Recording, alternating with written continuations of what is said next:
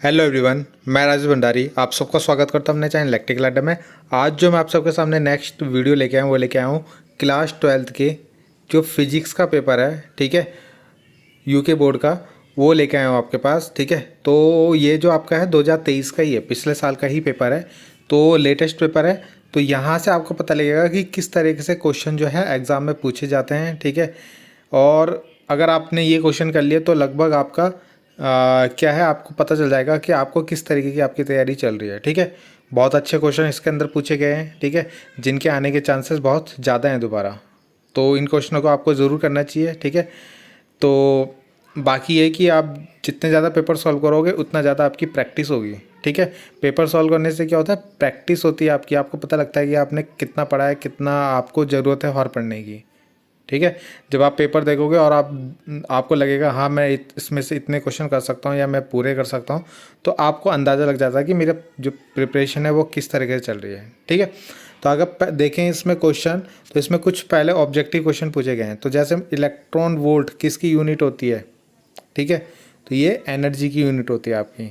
ठीक है, direction of electric dipole in electric dipole, यानी इलेक्ट्रिक डाइपोल जो होता है, ठीक है, इलेक्ट्रिक डाइपोल जो होता है, तो उसमें इलेक्ट्रिक डाइपोल की डायरेक्शन कहाँ से कहाँ की तरफ होती है। ठीक है, तो आपका जो माइनस से प्लस की तरफ होती है, अगर आपने प्लस क्यू और माइनस क्यू इस तरीके से लिखा हुआ है तो माइनस से प्लस की तरफ होगी इलेक्ट्रिक डाइपोल की डायरेक्शन, यानी जिसको हिंदी में बोलते हैं वैद्युत द्विध्रुव आघूर्ण की दिशा।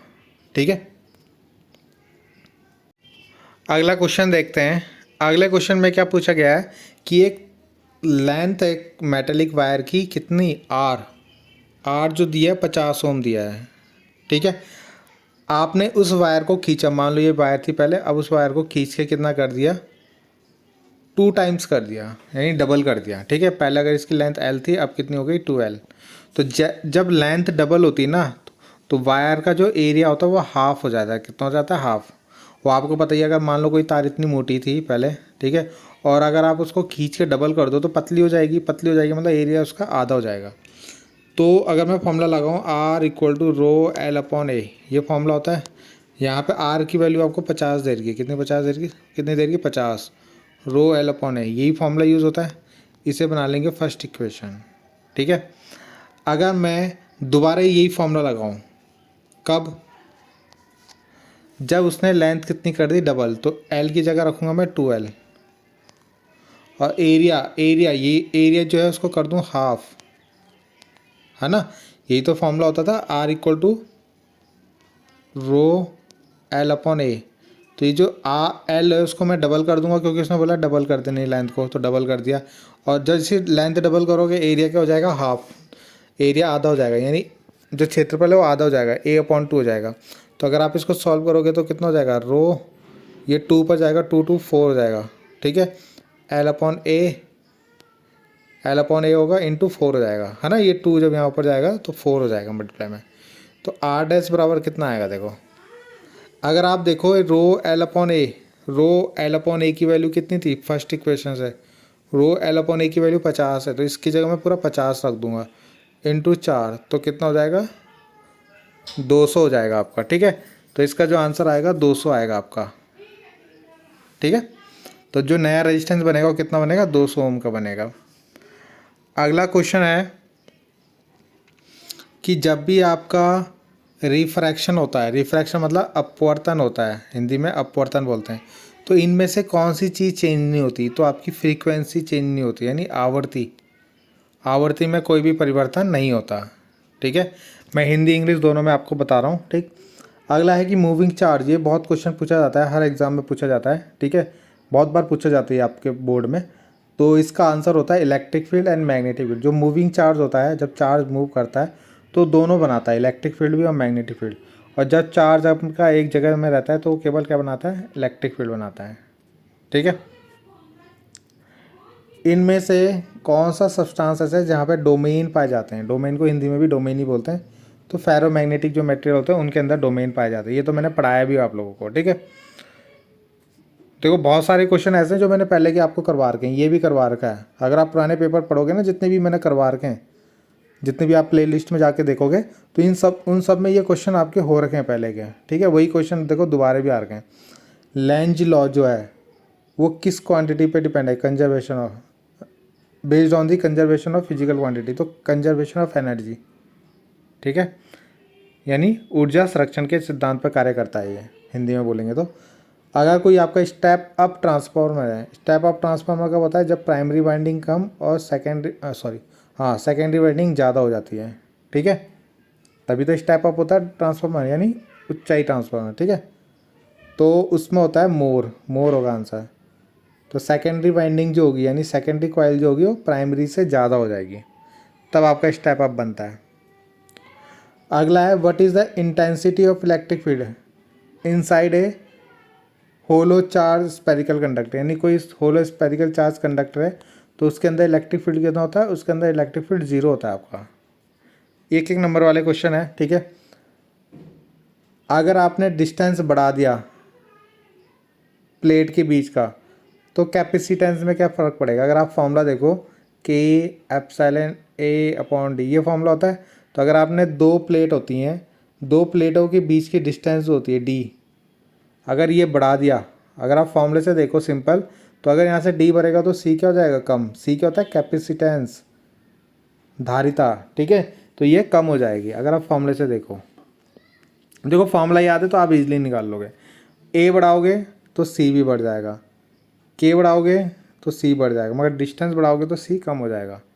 तो ये इस फॉर्मूले से हमें मिलता है। तो यहाँ पे हमें क्या लिखना पड़ेगा कि डी बढ़ने पे, डिस्टेंस बढ़ने पे सी कम हो जाएगा, यानी कैपेसिटेंस कम हो जाएगा, धारिता कम हो जाएगी। इलेक्ट्रिक फील्ड और करंट डेंसिटी में क्या रिलेशन होता है? तो जे सिग्मा ई आपने पढ़ा होगा, तो जे जो होता है वो डायरेक्टली प्रोपोर्शनल होता है ई पे, ठीक है। जितना ज़्यादा इलेक्ट्रिक फील्ड उतना ज़्यादा करंट डेंसिटी, या जितनी ज़्यादा करंट डेंसिटी उतना ज़्यादा इलेक्ट्रिक फील्ड, ये दोनों में रिलेशन होता है। 1 मिनट में how much energy 1 kilowatt bulb खर्च करता है? आपको पता है पावर एनर्जी का फॉर्मूला होता है पी इंटू टी। कितना होता है? P into T. तो पावर कितनी है? 1 किलोवाट, तो 1 रख देंगे इसकी जगह, पी की जगह। टाइम मिनट में दे रखा है, तो मिनट को आर में कैसे बदलेंगे? 1 मिनट में, ठीक है, कितने आर होते हैं? तो इसको 60 से डिवाइड कर दो, है ना, इतने आर तो होते इतने घंटे, तो 1/60। तो आंसर जो आएगा इसका कितना आ जाएगा? 1/60 यूनिट हो जाएगा। कितना हो जाएगा? 1/60 यूनिट। यूनिट लिखो या KWH भी आप लिख सकते हो, किलोवाट आर। आया समझ में? पी जो दे रखा है 1 किलोवाट दे रखा है, यानी एनर्जी जो हम निकाल रहे हैं ना किलोवाट आर में निकाल रहे हैं। किसमें? किलोवाट आर में। तो एनर्जी कितना हो गया? पी की वैल्यू 1 हो गई क्वेश्चन में, देखो 1 किलोवाट दे रखा है, और टाइम जो दे रखा है 1 मिनट। 1 मिनट को आर में यानी घंटे में बदलोगे तो 1/6, तो यानी 1/6 यूनिट हो जाएगा इसका आंसर, ठीक है।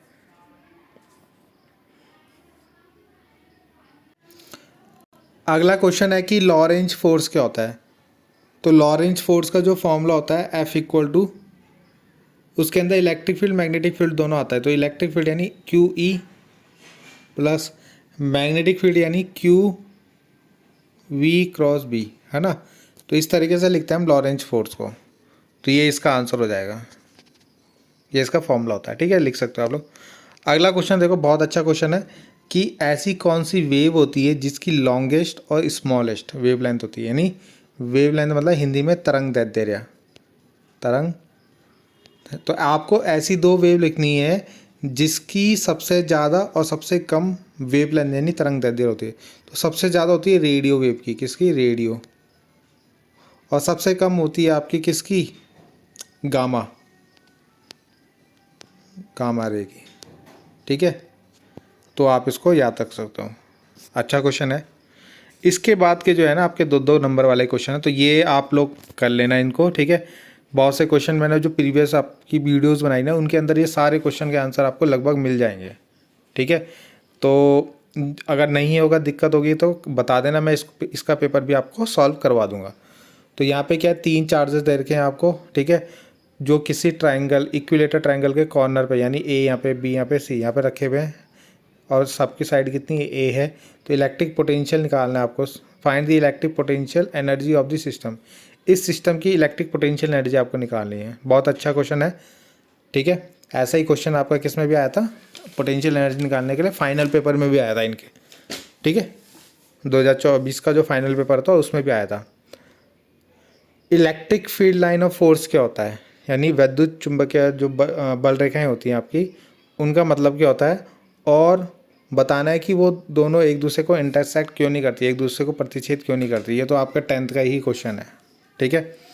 अगला है कि रिलेशन बिटवीन ड्रिफ्ट वेलोसिटी यानी वी, अनुगमन वेग बोलते हैं जिसको, और इलेक्ट्रिक करंट यानी आई, इन दोनों में रिलेशन। तो ये सबसे ज़्यादा देखो यही आता है आपका डेरिवेशन, ठीक है, आई और वी में रिलेशन, ठीक।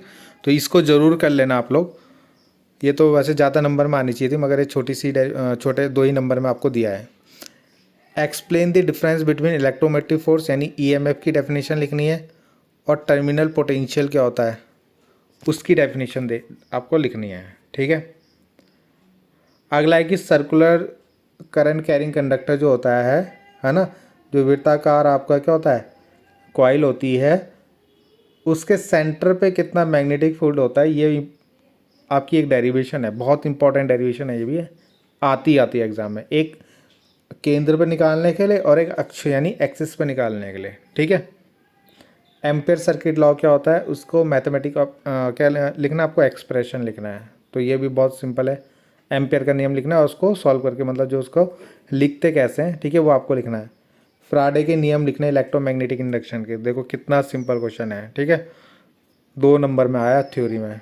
तो आप ये पढ़ोगे तो ये ज़रूर आएगा ही आएगा, ये भी आएगा ही आएगा। तो ये सारे क्वेश्चन ऐसे जो आने ही आने एग्जाम में आपके, ठीक है। IRMS और I0 में रिलेशन क्या होता है, तो इसका रिलेशन आपको रिलेशन इस्टेब्लिश करना है, यानी इसको फॉर्मूले को प्रूव करना है। अगला ये रिफ्रैक्टिव इंडेक्स वाला क्वेश्चन आ रखा है, गिलास का विद रिस्पेक्ट टू वाटर निकालना है, गिलास का वाटर के रिस्पेक्ट में निकालना है, ठीक है। और गिलास का आपको दे रखा है, वाटर का आपको दे रखा है। तो यानी Ng की वैल्यू 3/2, एन की वैल्यू NW की वैल्यू 4/3 रख के इसको काट देना, आंसर आ जाएगा, ठीक है। अगला क्वेश्चन पूछा है कि permanent magnet are made of steel, यानी जो परमानेंट मैग्नेट होते हैं वो तो स्टील के बनाए जाते हैं, मगर जो कोर होती है ट्रांसफार्मर की वो सॉफ्ट आयरन की बनाई जाती है, क्यों। बहुत ही अच्छा क्वेश्चन पूछा गया है, ठीक है। तो ये भी आप लोग देखना है, इसका आंसर ज़रूर करना, ठीक। 2 यूज़ लिखने, इंफ्रारेड रे और गामा रे के, देखो कितना सिंपल, ठीक है। तो मैंने आपको उस दिन भी बताया, ये मैंने करवा भी रखा है क्वेश्चन। हर रे के आपके दो यूज़ आपको याद होने चाहिए, जितनी भी रे होती हैं, ठीक है, क्योंकि 2 रे आपसे ज़रूर पूछेगा। Obtain an expression for the intensity of electric field at equatorial line due to dipole, यानी डाइपोल के कारण इक्विटोरियल पोजीशन पे आपको इलेक्ट्रिक फील्ड निकालना है, ठीक है। डाइपोल के कारण इक्विटोरियल पोजीशन पे इलेक्ट्रिक फील्ड निकालना है। तो ये भी आपकी डेरिवेशन है, बहुत ज़्यादा इंपॉर्टेंट है। नेक्स्ट क्वेश्चन क्या आपका गॉस लॉ पूछा गया है, ठीक है। और एक क्या है आपकी इलेक्ट्रिक फील्ड इंटेंसिटी निकालनी, यानी ई निकालना है, at a close point due to uniformly charge plane dielectric sheet, यानी कोई सीट के कारण आपको क्या निकालना है, इलेक्ट्रिक फील्ड निकालना है। तो ये डेरिवेशन आपको पूछी गई है। ये क्वेश्चन आपका किससे, व्हीट स्टोन ब्रिज से आपका है। तो इसको ये क्वेश्चन आपका बहुत अच्छा क्वेश्चन है, पूछा जाता है, इस तरीके से बनता ही है, ठीक है। इस तरीके से एक यहाँ लगेगा, ठीक। तो इसको करना, बहुत अच्छा क्वेश्चन है। उसके बाद draw the circuit diagram of wheat stone bridge आपको बनाना है, और उसका formula drive the expression for equilibrium condition, यानी फॉर्मूला भी प्रूव करना है। देखो ऊपर क्वेश्चन और नीचे formula drive wheat stone bridge, बहुत अच्छा क्वेश्चन है, ठीक है। 3 नंबर में आपका आया है। यानी कौन कौन से फैक्टर ऐसे हैं जो कैपेसिटेंस को इफेक्ट करते हैं, या किस पे डिपेंड होता है, और पैरेलल प्लेट कैपेसिटर की डेरिवेशन करनी, ये तो आपकी ये भी इम्पॉर्टेंट है, एग्जाम में पूछी जाती है, देखो, ठीक है। अगला है कि गैल्वेनोमीटर्स क्या होता है, ठीक है, करंट सेंसिटिविटी ऑफ गैल्वेनोमीटर क्या होती है, ठीक है, और गैल्वेनोमीटर को वोल्टमीटर में कैसे बदला जाता है, ठीक है। डायग्राम देना है, उसका फॉर्मूला भी देना है आपको। पैरामैग्नेटिक, डायमैग्नेटिक, फेरोमैग्नेटिक सब्सटेंस क्या होते हैं एटॉमिक मॉडल के हिसाब से वो बताना है आपको। क्रिटिकल एंगल क्या होता है आपका, ये बताना है, ठीक है। If ray incident on the surface of glass at 45 degree from air it is deviate by 15 degree, तो कैलकुलेट करना है उसका critical angle for the glass air surface, ठीक है। तो क्रिटिकल एंगल का ये न्यूमेरिकल है आपका। फॉर्मूला इस्टेब्लिश करना है, इस्टेब्लिश है formula for focal length of combination of two convex lens, यानी जो दो कॉन्वेक्स लेंस जब आपस में टच होकर यानी कंबाइन होते हैं, कॉन्टैक्ट पे होते हैं, तो उनकी कंबाइंड फोकल लेंथ का फॉर्मूला। ये भी बहुत ही ज़्यादा इंपॉर्टेंट क्वेश्चन है, आता ही आता है एग्जाम में, ठीक है। देखो, आपको ट्रांसफार्मर का कंस्ट्रक्शन और वर्किंग लिखनी है, उसका डायग्राम बनाना है और वहाँ से ट्रांसफॉर्मेशन रेशियो भी उसका लिखना है। देखो 4 नंबर में कितना अच्छा क्वेश्चन दिया है, ठीक है। Force per unit length formula उसका ड्राइव करना है, ठीक है, और उससे 1 एम्पेयर की डेफिनेशन देनी है। ये भी अच्छा क्वेश्चन है, बहुत ही ज़्यादा। ये भी मतलब बोलते हैं ना, मतलब ये वाला अगर हम चैप्टर पढ़े तो इसके न्यूमेरिकल और इसका फॉर्मूला तो करना ही करना है आपको, ठीक है। बाकी किरचॉफ लॉ का एक न्यूमेरिकल आपको दिया है, ठीक है। ये भी आपका देखो फॉर्मूला प्रूव करने के लिए लाइट वाले चैप्टर से ही आएगा ही आएगा आपका, ठीक है, स्फेरिकल सरफेस के लिए। और एक है रिफ्रैक्टिंग स्फेरिकल टेलीस्कोप, उसका एक आपको क्या है डेरिवेशन आपको दिया है, ठीक है। तो ये क्वेश्चन भी आप देखना, इसको करना। तो इतने ही क्वेश्चन आपके जो हैं सारे इंपॉर्टेंट क्वेश्चन है जो एग्जाम में प्रीवियस ईयर पिछले साल आए हैं, और यही क्वेश्चन बहुत बार क्या हुए रिपीट हुए। तो इन क्वेश्चनों को आपको करना ज़रूरी है, ठीक है। तो इनको करना, बाकी मिलते हैं नेक्स्ट वीडियो में। Thank you.